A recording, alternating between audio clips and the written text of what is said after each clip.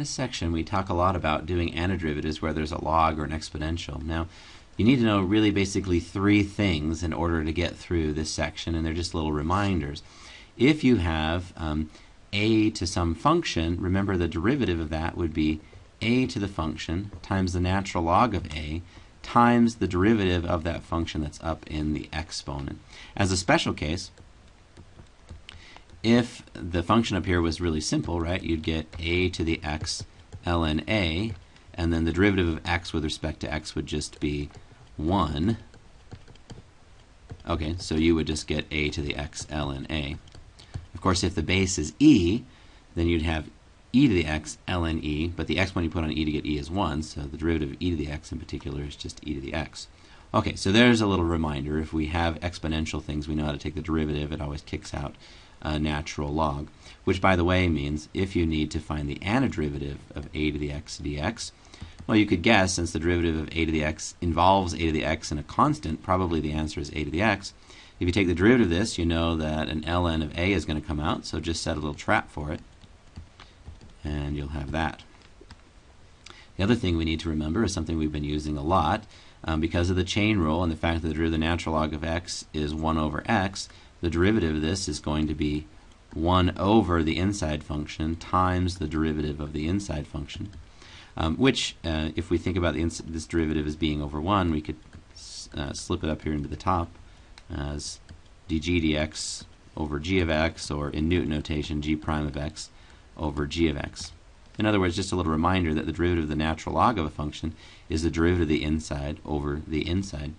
Now, if the base isn't e, then just use the change of base formula to make it base e.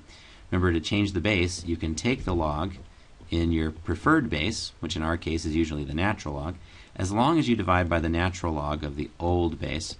So before we take the derivative of the log base b of some function, just change the base. Now notice, the natural log of b, that does not involve x anywhere, right? B is some constant, and this is just saying what exponent you put on e to get the constant. So that's a constant. Pull that constant through, since constants come out of derivatives, and you get the natural log of g of x here, which we just said the derivative of the natural log of a function is the derivative of the inside over the inside. So if the base isn't e, well, that's okay. You just get, when you take the derivative, you just get a 1 over ln b.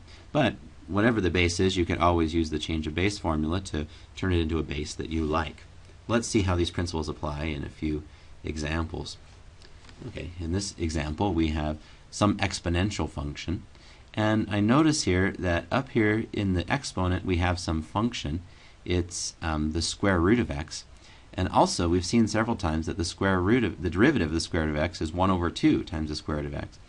And that leads me to make this substitution. Let's let x be the square root of u, because then du is 1 over 2 times the square root of x dx. Then that allows me to replace this. I get 3 to the u. Let's see. In order to do this, if I had a 2 down here with the root x, then I could just make that du. If I put a 2 downstairs, multiply by 2 downstairs, I better multiply by 2 upstairs. So now I've got 2 times 3u left behind, but then these combine to be du.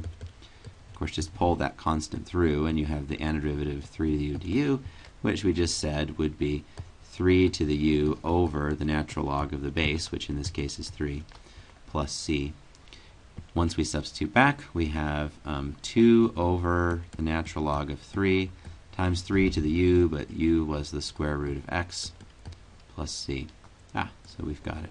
You can, of course, check by taking the derivative. Here's another one. You could noodle around with it a little bit. Like, you might try this. Why don't we let u be 1 plus e to the x. This won't get too far, I don't think. We get e to the x dx, so basically then du is 1 over e to the x dx.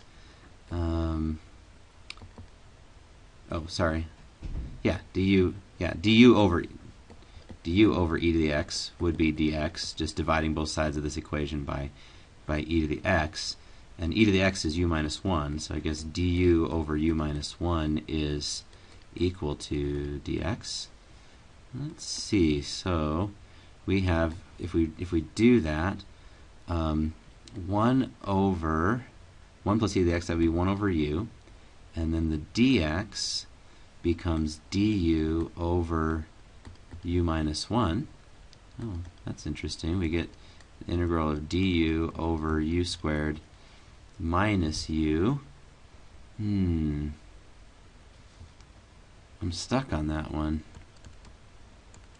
Not quite sure. I think there's a technique for solving this one, but it's a little bit more complicated than we want to go. It involves partial fraction decomposition, which would work in this case. There's this one, though, there's a little trick that you can pull. So I tried this. It was kind of a blind alley, so I'm probably going to abandon this at this point and try something else.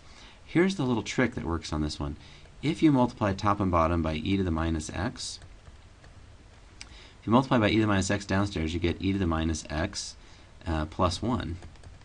Now, if we make u equal to e to the minus x plus 1, then du is negative e to the negative x dx. Which is pretty close to what I have, right? So negative du is e to the negative x dx. So my integral becomes, so you find the antiderivative of, this top is negative du over u. Now we're good. We're talking about negative antiderivative of du over u, which is the natural log of the absolute value of u plus c. Of course, I have that negative in front from before. It's just carrying through, which gives me negative natural log of the absolute value of, what was e? U was e to the minus x plus 1. So I'll just replace that. One last thing, e to the minus x is always positive, so if you add 1 to it, it's certainly positive. So we really don't need those absolute value signs. And we've got our answer there. So a little integral with a trick. Let's do another one. Let's look at this. So we want to do this integral. Let's try and make u2 times the square root of x plus x. If we do, I think things are going to get pretty complicated. This is 2 times x to the 1/2, so the derivative is going to be 1 over root x plus 1 dx. And don't think that's going to work very well, although I could try to get 1 over root x plus 1 in there. If I multiply the top of the fraction by that, I'd have to multiply the bottom of the fraction by that. Let's see what happens in that case. So I'm going to multiply top and bottom by 1 over root x plus 1. So down below I have to multiply by that same thing, but I've also got this 2 root x plus x.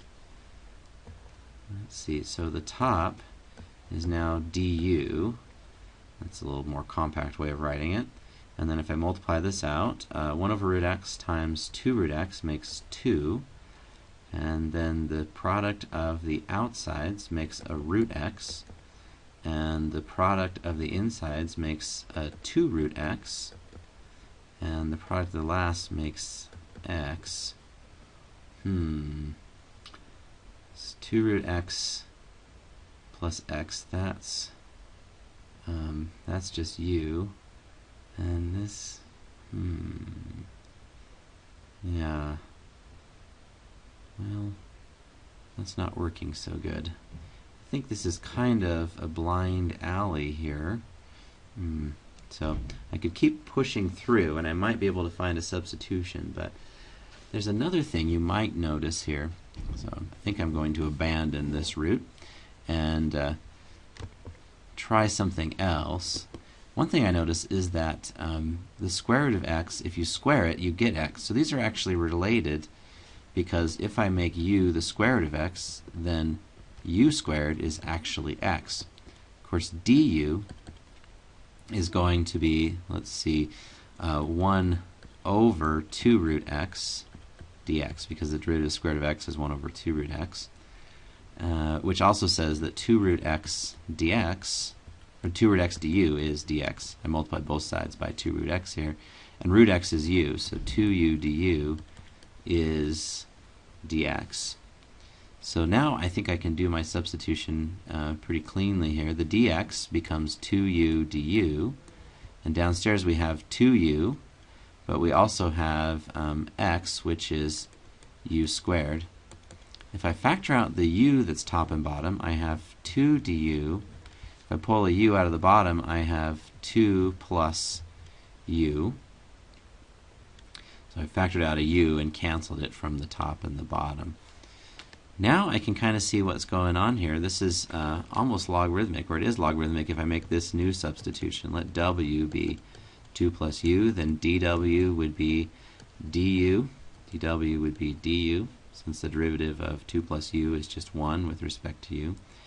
So now this becomes the antiderivative of 2 dw, because du and dw are the same, all over w, which is 2 times the antiderivative of dw over w, which would be 2 times the natural log of the absolute value of w plus c, which would be 2 times the natural log of the absolute value of 2 plus u plus c, because w is 2 plus u, which would be 2 times the natural log of the absolute value of 2 plus u was square root of x.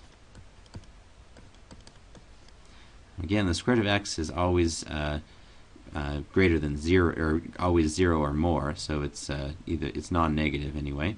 So a non-negative number plus 2 would definitely be positive, so the absolute value really doesn't have any effect. We might as well not write it so that it doesn't needlessly complicate our solution.